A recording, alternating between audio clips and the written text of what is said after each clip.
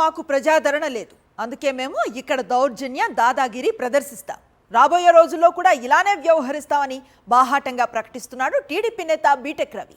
మొన్నటి నీటి సంఘం ఎన్నికల్లో అధికారులు పోలీసులను అడ్డుపెట్టుకుని దౌర్జన్యానికి దిగిన ఈయన ఇక మీదట కూడా ఇలానే చేస్తామంటూ మీడియా ముఖంగా గూండాయిజాన్ని ప్రదర్శించాడు.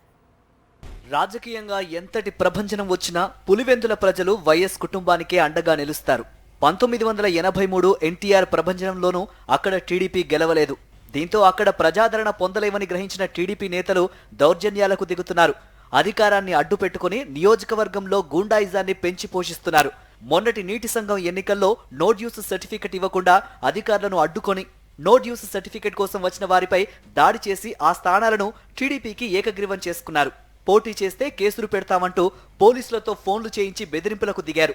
ఎన్నికలు ఏకపక్షంగా జరిపి దౌర్జన్యంతో గెలిచిన టీడీపీ నేతలు ఇప్పుడు తామేదో ప్రజామోదం పొందినట్లు ప్రకటనలు చేస్తున్నారు.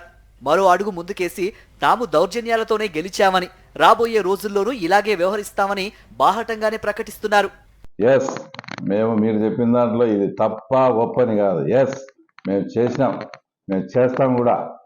ఇంతవరకు 78 నుంచి మీరు నిర్మించుకునే సామ్రాజ్యాన్ని ఈరోజు మా కార్యకర్తలు, మా నాయకులు కూకట్టి వేళ్లతో సహా పెకలించి ఎవడే కానీ నామినేషన్ కానీ ట్యాక్స్ కట్టుకునేదానికి కానీ ఎంఆర్ఓ ఆఫీసుకు వచ్చిన సందర్భం కూడా లేదు.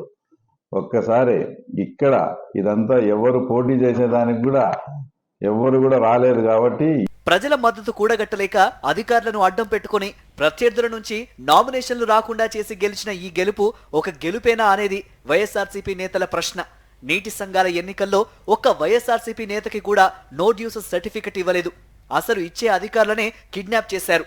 నో డ్యూస్ సర్టిఫికెట్ అడ్డు పెట్టుకుని ఏకగ్రీవం చేసుకున్న టీడీపీ నేతలు ఇప్పుడు బీరాలు పలుకుతున్నారు.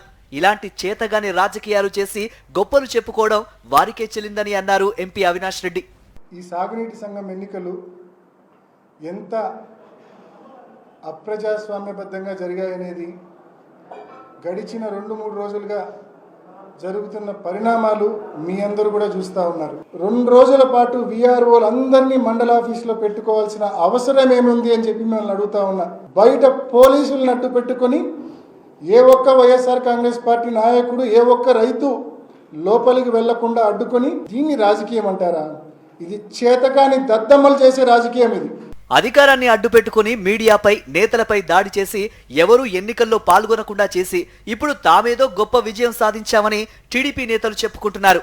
బీటెక్ రవి అయితే మరో అడుగు ముందుకు వేసి రానున్న రోజుల్లో కూడా ఇలానే దాడులు, దౌర్జన్యాలతో రాజకీయం చేస్తామని ప్రకటించడం అందరినీ విస్మయానికి గురిచేస్తోంది.